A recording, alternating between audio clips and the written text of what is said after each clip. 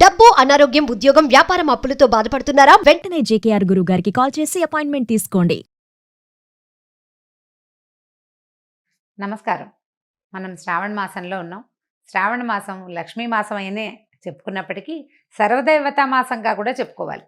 శ్రావణ సోమవారాలు శివార్చన, మంగళవారాలు గౌరీ అర్చన, శుక్రవారాలు లక్ష్మీ అర్చన, శ్రావణ శనివారాలు వెంకటేశ్వర స్వామిని అర్చించే రోజు, విష్ణు అర్చన చేసుకునే రోజు. శ్రావణ శనివారాన్ని విశేషంగా జరుపుకోవచ్చు. అయితే ఈ శ్రావణ మాసం లక్ష్మీ మాసం అని చెప్పుకుంటున్నాం మనం. దేవతలంతా కలిసి ఒక పెద్ద యజ్ఞం సంకల్పించారట ఒకప్పుడు. చేసిన తర్వాత ఈ యజ్ఞం మొదలుపెట్టాక సప్తర్షులు ఏమన్నారంటే, ఈ యజ్ఞ ఫలితాన్ని ఎవరైనా సర్వోత్కృష్టమైన దైవానికి సమర్పించాలని భావించారు. ఎవరు యజ్ఞ పురుషుడు అని భావిస్తే త్రిమూర్తుల్లో ఎవరో ఒకళ్ళని ఈ యజ్ఞంలో ఆయన ఈ మొత్తం యజ్ఞానికి ఆయన్ని అధిపతిని చేయాలని భావించారు. ఈ త్రిమూర్తుల్లో ఒకడు ఎవరు గొప్పవాళ్ళు అనేది తెలుసుకోవడం కోసం బ్రహ్మమానస పుత్రుడైనటువంటి భృగు మహర్షిని అందుకు పంపించారు. అయితే భృగువు ముందు బ్రహ్మలోకానికి వెళ్తే తండ్రిని ఎంత పిలిచినా ఆయన పలకలేదుట. ఆయన సృష్టి క్రమంలో, ఆయన హడావిడిలో ఆయన ఉన్నాడనమాట. సృష్టి చేసే పనిలో ఆయన సరస్వతీదేవి వీణ వాయిస్తుంది. ఆయన వీణానాదం వింటూ తన బొమ్మలు చేసుకునే పనిలో మునిగిపోయాడు. దాంతో ఆయనకు విసుగు పుట్టింది. నువ్వు యజ్ఞపురుషుడిగా ఎట్లా పనికొస్తావు? పనికిరావు, నీకు అసలు దేవతార్చనే ఉండదు, అర్చనే ఉండదని స్వయంగా తండ్రినే శపించాడు భృగువు. ఆ తర్వాత ఆయన కైలాసానికి వెళ్ళాడు. కైలాసంలో శివపార్వతులు ఇద్దరు ఆయన తాండవము, ఆమె లాస్యంలో మునిగి వాళ్ళిద్దరూ ఆనంద నృత్యం చేసుకుంటున్నారు. భృగువు ఎంత పిలిచినా వాళ్ళు పలకల. దాంతో ఆయనకి ఇట్లా లోలత్వంతో ప్రవర్తిస్తున్నావు కాబట్టి కేవలం లింగ రూప ఆరాధనే ఉంటుంది, నీకు సాకార రూప ఆరాధన ఉండదని పరమేశ్వరుని కూడా శపించాడు. ఈయన ఒక మహర్షి, ఈయనకి శపించాలన్న ఉద్దేశం కలిగింది. అట్లా అక్కడి నుంచి మూడో వ్యక్తి అయినటువంటి శ్రీ మహావిష్ణువుని పరిశీలించడం కోసం, ఆయన యొక్క పరిస్థితి ఏమిటో చూడడం కోసం భృగు మహర్షి వైకుంఠానికి వెళ్ళారు. వెళ్ళేసరికల్లా విష్ణువు, లక్ష్మీదేవి వాళ్ళ ఆనందంలో వాళ్ళు ఉన్నారు. ఆయన నిద్రలో ఉన్నాడు. నిద్రావస్థలో ఆమె పాదాలు ఒత్తుతూ మైమరపతోటి ఆవిడ ఉంది. ఉండేసరికల్లా ఆయన ఎంత పిలిచినా పలకట్లేదని కోపంతో మహావిష్ణువుని గుండెల మీద కాలుతోటి తన్నాడు. తన్నేసరికల్లా వెంటనే ఆయన లేచి, అయ్యో నీకు నా గుండెల మీద తన్నే, వక్షస్థలం రాతి కంటే కఠినంగా ఉండే నా వక్షస్థలం మీద తన్నేవు, ఇక్కడున్న మణులు మాణ్యాలు అన్నీ నీకు గుచ్చుకున్నాయేమో అని చెప్పి ఆ మహర్షికి పాదసేవ చేస్తూ ఆయనకి అహంకార చిహ్నంగా ఆయన అరికాల్లో ఉన్నటువంటి నేత్రాన్ని చిదిమేశాడట మహావిష్ణువు. దాంతో ఆయన వెంటనే భగవంతుడే తన పాదాలు పట్టుకున్నాడనే విషయాన్ని జ్ఞప్తికి వచ్చిందనమాట. అంతకుముందంతా నేను ఋషిని, బ్రహ్మజ్ఞానం కలిగిన వాడిని అహంకరించింది. ఆ అహంకారంతో తండ్రిని, సాక్షాత్తు తనకి తండ్రి అయిన బ్రహ్మదేవుణ్ణి, తర్వాత సర్వలయంకారకుడైనటువంటి పరమేశ్వరుని కూడా శపించి ఈ మహావిష్ణువు మీద ఇటువంటి అవజ్ఞతోటి ప్రవర్తించానని చాలా సిగ్గుపడి బాధపడి ఏమనుకున్నాడంటే, ఈ యజ్ఞానికి యజ్ఞపురుషుడు మహావిష్ణువు అని నిర్ధారించుకుని వెళ్ళిపోయాడు. నిజానికి భృగు మహర్షి ఒక కల్పంలో మహాలక్ష్మికి తండ్రి, ఆమెను భార్గవి అంటారు. ఈ కల్పంలో ఈవిడ క్షీరసాగరం నుంచి ఉద్భవించిందనమాట. ఆమె కోపం పట్టలేకపోయింది. ఆయన నిన్ను తంతే నా స్థానమైన హృదయాన్ని తన్నాడు, నన్ను హృదయంలో పెట్టుకుంటానన్నావు నువ్వు, ఆ స్థానంలో తన్నాడు కాబట్టి నేను నీతోటి ఉండను, ఈ అవమానాన్ని నేను సహించలేనని వెళ్ళిపోయింది. పిల్లలు ఆయన మన కుమారుని వంటి వాడు శిశువు, మన శిశువు తంతే మనం కోపం తెచ్చుకుంటామా అని విష్ణువు బతిమలాడినా ఆవిడ ఒప్పుకోలేదు. నా శిశువైనా సరే నన్ను తనడానికి వీలు లేదని కోపగించుకుని వెళ్ళిపోయింది. ఆ వెళ్ళిపోయిన ఆవిడ భూమి మీద చేరి కొల్హాపూర్లో తపస్సు చేసుకుంటూ ఉండిపోయింది.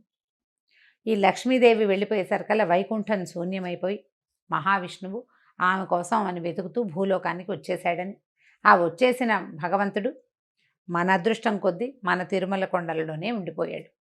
భూమి చేసుకున్న అదృష్టం, భారతీయులు చేసుకున్న అదృష్టం, అందులోనూ తెలుగువారి అదృష్టం ఏంటంటే మహావిష్ణువు మన ప్రాంతానికి రావడం. ఆయన తిరుమల కొండల్లో ఉండగా ఆయన ఆకలి దప్పులతోటి అలమటిస్తున్నాడని, లక్ష్మీ మీద విరహంతో బాధపడుతున్నాడని తెలుసుకున్నటువంటి దేవాది దేవతలంతా కలిసి ఒక గోవుని, గోవత్సాన్ని సృష్టించి ఆ ప్రాంతానికి పంపించారు. ఆ కాలంలో రాజుగా ఉన్న ఒక చోళ రాజు రాజ్యం చేస్తూ ఉన్నాడు ఈ ప్రాంతానికి. లక్ష్మీదేవే స్వయంగా నాథుడు బాధపడుతున్నాడని ఈ ఆవుని, దూడని తీసుకొచ్చి రాజుకు అప్పచెప్పింది. ఈ ఆవు, దూడ చాలా సర్వలక్షణ సంపన్నంగా ఉన్నాయి, కానీ రోజు ఆ గుట్ట మీదకి ఎక్కి ఆ గుట్ట మీద ఉన్నటువంటి పుట్టలోకి పాలు జారవిడిచి వచ్చేసేది ఆవు. కొన్నాళ్ళకి తెలుసుకుని ఆవు ఇట్లా పుట్టలోకి పాలు విడుస్తోందని దానివల్లే దూడ కూడా పాలు చాలటం లేదని తెలుసుకున్నటువంటి ఇక పశువుల కాపరి ఆ ఆవు ఎక్కడికి వెళ్తుందో గమనించి ఆ ఆవులోంచి ఆవును కొట్టబోయాడు. ఆ పుట్టలోంచి పైకి వచ్చినటువంటి మహాపురుషుడిని చూసేసరికల్లా హతమారిపోయాడు. చోళరాజును కూడా భగవంతుడు శపించాడు. కళ్ళు పోతాయి నీకు, నీ ప్రాంతంలో ఇలాంటి పని జరిగింది కాబట్టి. అయితే అప్పుడు కొంచెం దెబ్బ కూడా తగిలింది మహావిష్ణువుకి. ఆ తర్వాత ఆయన తిరుమల కొండల మీదే వెంకటాద్రి మీదే వకుళమాత ఆశ్రమానికి చేరాడు. లక్ష్మీదేవి యొక్క అంశ పద్మావతీదేవిగా ఆకాశరాజుకి దొరికింది. భూమిని దువ్వుతూ ఉండగా, అంటే నాగేటి చాలలో సీతాదేవి ఎలా దొరికిందో అదేవిధంగా పద్మావతీదేవి కూడా ఆకాశరాజుకి నాగేటి చాలలో దొరికింది. ఆ ఆడ శిశువుని పెంచుకున్నారు వాళ్ళు. ఆమెకు పద్మావతి అని పేరు పెట్టారు. ఈ తర్వాత కాలంలో ఈ వెంకటేశ్వర స్వామి మన మహావిష్ణువు కొండల మీదకి వెళ్ళటంతో శ్రీనివాసుడు అనే పేరుతోటి అక్కడ ఉండటం మొదలుపెట్టాడు వకుళమాత ఆశ్రమాల్లో. ఆ తర్వాత కాలంలో ఆయన పద్మావతీదేవిని చూడడం, ఆమె ఎందున్నటువంటి లక్ష్మీ అంశకి ఆకర్షితుడయ్యి ఆమెని వివాహం చేసుకుంటానని చెప్పడంతో వకుళమాత స్వయంగా ఆకాశరాజు దగ్గరికి వెళ్ళి పద్మావతి శ్రీనివాసుల కళ్యాణం జరిపించింది.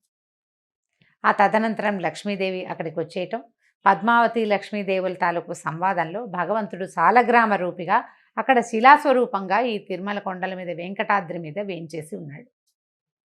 అయితే ఇలా వెంకటాద్రి మీద వేంచేసి ఉన్న వెంకటేశ్వర స్వామికి మనం శనివారము వెంకటేశ్వర దినంగా భావిస్తాం. మనం నమ్ముతాం ఖచ్చితంగా. శనివారం నాడు ఉపవాసాలు ఉంటాం వెంకటేశ్వర స్వామి కోసమే. శనివారం నాడే కాలినడకన దేవాలయానికి వెళ్ళాలనుకుంటాం. వెంకటేశ్వర స్వామి దేవాలయానికి తప్పకుండా వెళ్తాం. అయితే ఈ శ్రావణ మాసంలో ఇది అమ్మవారికి ప్రీతిపాత్రమైన మాసము, అది వెంకటేశ్వర సంబంధమైన మాసం అవడం వల్ల శనివారాల్లో గనక వెంకటేశ్వర స్వామి ఆరాధన చేస్తే ఈ 4 వారాలు విశేషమైన ఫలితం లభిస్తుంది. ఎట్లా భగవంతుడు వెంకటేశ్వరుడుగా మారి దశావతారాలలో లేనిటువంటి ఈ అర్చాస్వరూపము మనకి భూమి మీద ఈ కలియుగానికి మన కోసమే అవతరించిన కథని ఒక్క మాట జ్ఞాపకం చేసుకుని స్వామికి చలిమిడితోటి దీపారాధన గనక చేస్తే చాలా అఖండమైన ఫలితం లభిస్తుంది. మనం చేసే ఈ శ్రావణ మాసపు దైవారాధనలో లక్ష్మీ అమ్మవారి ఆరాధన, శివారాధనతో పాటుగా ఇలా వెంకటేశ్వర స్వామి ఆరాధనని కూడా భాగంగా చేసుకోండి. మిగిలిన రోజులు కుదరకపోయినా శ్రావణ మాసంలో శనివారాలు 4 శనివారాలు ఒక పూట భోజనం, పగలు భోజనం చేసి రాత్రి భోజనం చేయొద్దు. దాని విధి అదే. అన్నం తినకుండా అన్నాన్ని తద్భిన్నం ఏదైనా తినచ్చు. దీపారాధన చేయటం, చలిమిడితోటి ఆవు నెయ్యి, బెల్లము, బియ్య పిండి కలిపి చలిమిడి చేయటం. ఆ చలిమిడిలో చక్కగా గుండ్రంగా ఉండలాగా చేసి దాంట్లో కొంచెం గొయ్యి చేయటం అన్నమాట. లోపలికి కొంచెం నొక్కి అందులో కాస్త ఆవు నెయ్యి వేసి దీపం పెట్టడం. ఈ దీపారాధనతోనే స్వామికి ప్రసాదంగాను దీపంగాను సమర్పిస్తామన్నమాట. దీపారాధన అయిన తర్వాత ఆ చలిమిడిని ప్రసాదంగా స్వీకరించడం. పగలు భోజనం చేయొచ్చు, రాత్రిపూట భోజనం చేయకూడదు. ఈ 4 శనివారాలు ఇలా చేయటం వల్ల శ్రావణ మాసంలో మనకి అమ్మవారి కరుణతో పాటు అయ్యవారి తాలూకు కృపాకటాక్షాలకు కూడా మనం పాత్రలు అవుతాం. 4 వారాలు ఉన్నాయి.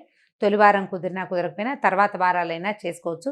కుదిరిన వారు తప్పకుండా ఈ కథని స్మరించటము, ఇది చేసుకోవటము. అంత పెద్ద చలిమిడి పెట్టకపోయినా చిన్నగా కొద్దిగా చలిమిడి చేసి కూడా దీపారాధన చేసుకోవచ్చు. దీపారాధన చేయటం, వెంకటేశ్వర స్వామికి సంబంధించినటువంటి స్తోత్ర పాఠాలు ఏవైనా చదువుకోవటం, ఆయనతో పాటు లక్ష్మీ అమ్మవారి స్తోత్రం కూడా ఒకటి చదవటం. దీపారాధన చేసాం కాబట్టి ముందు తర్వాత ప్రసాదం, నైవేద్యం, వడపప్పు, పానకము, అరటిపళ్ళు, మీ ఓపిక. పాయసం చేస్తాం, పొంగల్ చేస్తాం అంటే అన్నీ కూడా చేసుకోవచ్చు. అవేవి చేయకపోయినా 2 అరటిపళ్ళతోటి కూడా మనం నైవేద్యాన్ని పూర్తి చేసుకోవచ్చు. పగలు భోజనం చేసి రాత్రి ఉపవాసం ఉంటే మర్నాడు పొద్దున్న మామూలుగా భోజనమే చేసేయచ్చు. దానికి ఇంకా నియమం ఏమీ లేదు. ఈ ఆలోచన చేయండి. కుదిరితే ఒక్క శనివారమైనా చలిమిడి దీపారాధన చేయండి. అది ఇంటికి మంచిదని, చలవని చెప్పబడుతోంది. నమస్కారం.